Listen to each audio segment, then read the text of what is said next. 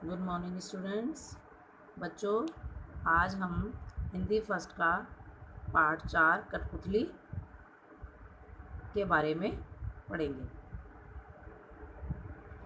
बच्चों, आपने कठपुतली चैप्टर की पहले क्वेश्चन आंसर किए होंगे। इस पार्ट में कवि भवानी प्रसाद मिश्र ने कठपुतली के माध्यम से अपने मन की व्यथा को व्यक्त किया है। इस पाठ में कवि कहते हैं कि कठपुतली गुस्से से उगली बोली, ये धागे क्यों हैं मेरे आगे पीछे। बच्चों, आपने देखा होगा, कभी टीवी सीरियल्स में देखा होगा, मूवीज़ में देखा होगा, या फिर सच में जिन बच्चों ने कठपुतली के प्रोग्राम्स देखे होंगे, गांव में आज भी कठपुतली को लेकर प्रोग्राम्स होते हैं। तो उन्होंने देखा होगा कि कठपुतली कपड़े की बनी हुई गुड़िया टाइप की होती हैं, जिनमें धागे बंधे होते हैं, और जो सूत्रधार होता है, मतलब जो उनको प्रोग्राम करने वाला होता है, तो उनको अपने हिसाब से वह मूवमेंट करता है। उनके धागे खींच के जिधर उसके हाथ चलाने हैं, पैर चलाने हैं, उसके धागे खींचता है। तो हमको ऐसा लगता है मानो कठपुतली स्वयं वो एक्शन कर रही है। तो उसमें कवि ने बताया है कि कठपुतली गुस्से से उबली मतलब उसको बहुत गुस्सा आ गया और बोली कि ये धागे मेरे आगे पीछे क्यों हैं, इनको तोड़ दो, मुझे मेरे पाँव पर छोड़ दो।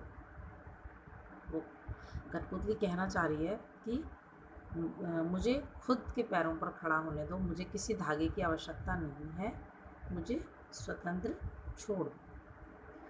जैसे कि किसी मनुष्य को हम उससे अपनी मर्जी के अनुसार काम करवाते हैं, तो वो उसका कठपुतली और उसका कवि ने उसको एक माध्यम बनाया है कठपुतली को, और उन्होंने जो स्वतंत्रता के ऊपर उन्होंने सीधा प्रहार किया है कि अगर हम अस्वतंत्र होते हैं, यानी हम किसी बंधन में होते हैं, तो जो व्यक्ति हमसे जिसके हम परतंत्र होते हैं, जो व्यक्ति हमसे कोई काम करवाता है, तो वो हमें कठपुतली की तरह से नचाता है।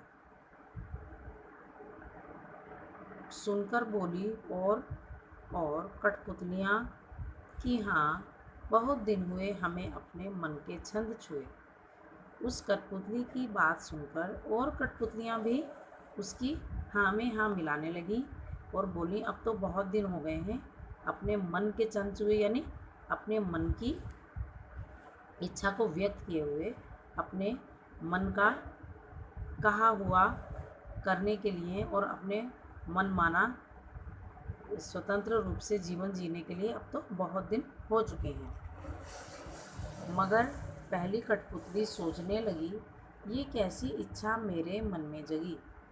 लेकिन जो पहली कठपुतली थी, अब वो यह सोचने लगी कि मेरे मन के अंदर ये कैसी इच्छा आ गई है, जो विद्रोह की भावना मेरे मन के अंदर आ चुकी है।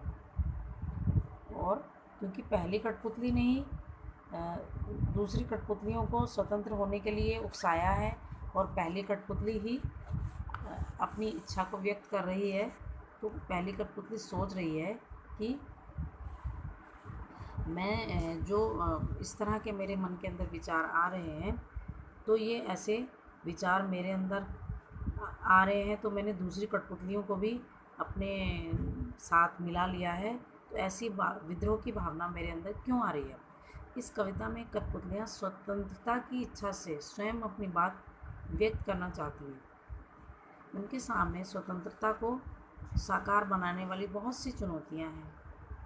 धागे में बंधी हुई कठपुतलियाँ परतंत्र हैं, यानी दूसरों के अधीन हैं। इन्हें दूसरों के इशारे पर नाचने से दुख होता है। जब हम किसी दूसरे के इच्छा अनुसार वर्क करते हैं, तो हमें बहुत प्रॉब्लम होती है ना, हम नहीं चाहते ऐसा, हम सोचते हैं अपनी इच्छा के अनुसार हम काम करें।